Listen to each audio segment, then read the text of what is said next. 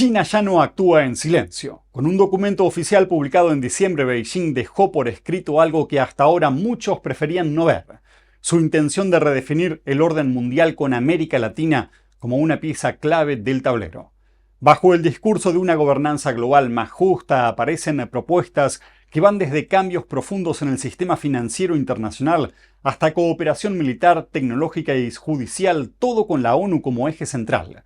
Pero detrás de las palabras diplomáticas surgen preguntas inquietantes sobre soberanía, libertades y el verdadero costo de este nuevo alineamiento. Y mientras China avanza, Estados Unidos responde. Un despliegue militar sin precedentes en el Caribe, comparable a los momentos más tensos de la Guerra Fría, vuelve a poner a América Latina en el centro de una disputa geopolítica global. ¿Estamos ante una simple operación contra el narcotráfico o frente a una estrategia más amplia para frenar la influencia de China, Rusia e Irán en la región? En este programa analizamos cómo se mueve el poder, qué riesgos están en juego y por qué el futuro del orden mundial podría estarse definiendo una vez más en suelo latinoamericano. China ya no oculta sus ambiciones globales. Este 10 de diciembre el régimen chino publicó el documento sobre la política de China hacia América Latina y el Caribe. Un texto clave que expone con notable franqueza su estrategia para redefinir el orden internacional y el papel que la región latinoamericana jugaría en ese proyecto. Así que sumerjámonos en lo que dice este documento y cómo podría tocarnos a todos en nosotros. El proyecto habla de la iniciativa de gobernanza mundial, destacando que se promoverá un cambio en el sistema internacional y pone a la ONU en el centro de la escena como un organismo fundamental para llevarlo a cabo. China sostiene que busca una gobernanza más justa y razonable centrada en su propio régimen, aumentando la representación y la voz del llamado Sur global. Sin embargo, esta narrativa choca con una realidad que China ya no puede ocultar. De acuerdo con la Oficina del Alto Comisionado de las Naciones Unidas para los Derechos Humanos, el Partido Comunista Chino mantiene una ausencia sistemática de libertades fundamentales. En su país no existe una sociedad civil independiente ni libertades plenas de expresión, asociación, reunión o religión. En el plano económico, Beijing propone una iniciativa de gobernanza económica mundial que apunta a reformar las reglas financieras globales. El documento expresa el interés chino en incrementar su influencia sobre los bancos centrales latinoamericanos y en profundizar su peso dentro de organismos como el Fondo Monetario Internacional y el Banco Mundial. Incluso el texto plantea algo más radical para el sistema financiero internacional, que sería abandonar lo existente y comenzar todo de nuevo. Al mismo tiempo, China afirma que rechaza las conductas unilaterales y promete una globalización y, cito, un rumbo acertado, aunque sin definir con claridad qué significa ese rumbo acertado. Y dentro de estos planes, uno de los ejes centrales es la desdolarización. China propone facilitar pagos internacionales en monedas locales, promover compensaciones en la moneda china y ampliar los acuerdos de canje de divisas entre bancos centrales. De esta forma pretenden ampliar la presencia global de la moneda china o yuan, desplazando al dólar estadounidense. Pero la estrategia va mucho más allá del dinero. El documento revela un interés explícito en energía nuclear, recursos minerales estratégicos, petróleo y gas en América Latina, ofreciendo financiamiento a largo plazo en moneda local.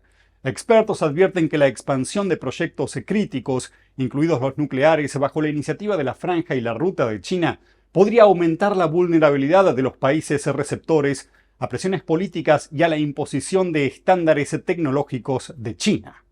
Dentro de todos estos planes hay algo más llamativo aún. China propone coordinar estrategias con países latinoamericanos en materia de armas biológicas y químicas, además de ampliar el intercambio militar, incluyendo visitas de buques, entrenamiento de personal y cooperación en misiones de paz de la ONU. Y no es un detalle menor que en sus 28 páginas el documento mencione a la ONU en al menos 10 ocasiones, confirmando que el organismo multilateral es una pieza clave en la expansión de la influencia china a nivel global. Uno de los puntos más controvertidos es la oferta de cooperación en la repatriación de fugitivos y recuperación de fondos robados. Organizaciones como Human Rights Watch advierten que bajo regímenes autoritarios, este tipo de cooperación podría derivar en persecuciones políticas transnacionales. Según Human Rights Watch, China viene intensificando la represión interna y externa y la persecución de críticos y defensores de derechos humanos. Entonces, la pregunta que surge en América Latina es inevitable. ¿Qué garantías existen para ciudadanos perseguidos por gobiernos autoritarios si China se convierte en un socio clave en materia judicial y de seguridad? En el ámbito digital, Beijing quiere impulsar la creación, y cito, de un ciberespacio cooperativo, con nuevas normas internacionales para una supuesta gobernanza de Internet democrática y transparente, utilizando nuevamente a la ONU como plataforma. Resulta paradójico que un país con fuerte censura y control estatal de Internet proponga liderar el futuro de la red global. Finalmente, el documento deja en claro una condición innegociable: que toda cooperación está supeditada al principio de una sola China, rechazando cualquier vínculo oficial con Taiwán. El mensaje de Beijing es contundente. China estaría buscando utilizar a América Latina como un pilar estratégico para impulsar su modelo global alternativo al occidental, con la ONU como eje político, los organismos financieros como herramientas económicas y la cooperación tecnológica, militar y comunicacional como mecanismos de influencia.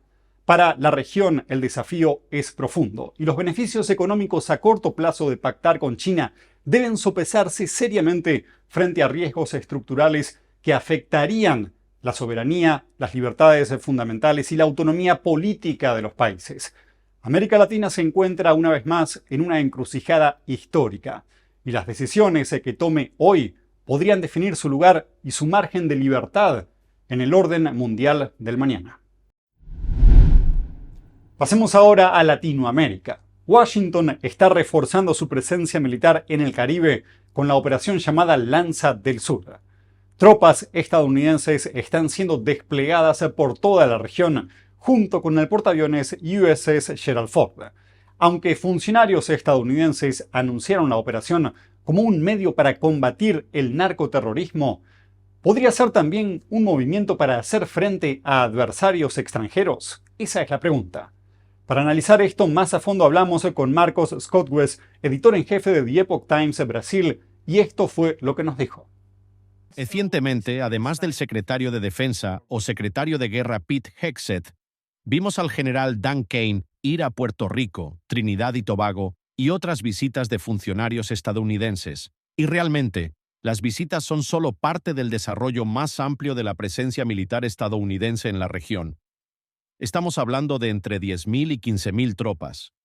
El portaaviones insignia de Estados Unidos, el Gerald Ford, está ahora en el Caribe. Y realmente estamos viendo probablemente el mayor despliegue militar en la región desde la crisis de los misiles en Cuba de 1962, o incluso quizás desde la Segunda Guerra Mundial. Ahora bien, todo esto tiene implicaciones dobles. Por un lado, estamos hablando de combatir efectivamente el narcoterrorismo y el tráfico de drogas. Y por supuesto, ya sabes, es una ruta conocida de tráfico de drogas del Caribe hacia Estados Unidos. Pero luego está la dimensión geopolítica más amplia de todo esto. Cuando hablamos de Cuba, Nicaragua y Venezuela, por ejemplo, estamos hablando de países que son facilitadores de adversarios de Estados Unidos en la región. Gracias, Marcos. Ahora podrías profundizar en este punto, pero en relación a China, es decir, que si tiene alguna relación con este despliegue del grupo de ataque del Gerald Ford en el Mar Caribe. Claro, así es como lo veo. Cuando hablamos del Caribe, estamos hablando de una región muy estratégica. Tenemos el ejemplo del Canal de Panamá. Una de las cosas que vimos en medio de este despliegue es que solía haber una enorme base naval estadounidense en Puerto Rico llamada Roosevelt Roads. Básicamente, cayó en desuso a principios de los años 2000 después de que Estados Unidos devolviera la soberanía del Canal de Panamá a Panamá. Y lo que estamos viendo durante este despliegue es la reactivación de este tipo de bases. Ahora mismo en Perú hay un enorme puerto llamado Puerto Shanghái. Básicamente fue construido por China y la gente dice que puede tener doble uso, militar y civil, lo que esencialmente significa que es un puerto que tiene influencia china y capacidades militares en la puerta de Estados Unidos. Si vas a Argentina, verás una base espacial administrada por el Ejército Popular de Liberación, al punto que cuando se estaba construyendo, Ni siquiera las autoridades argentinas podían ingresar sin permiso chino. Y podría seguir.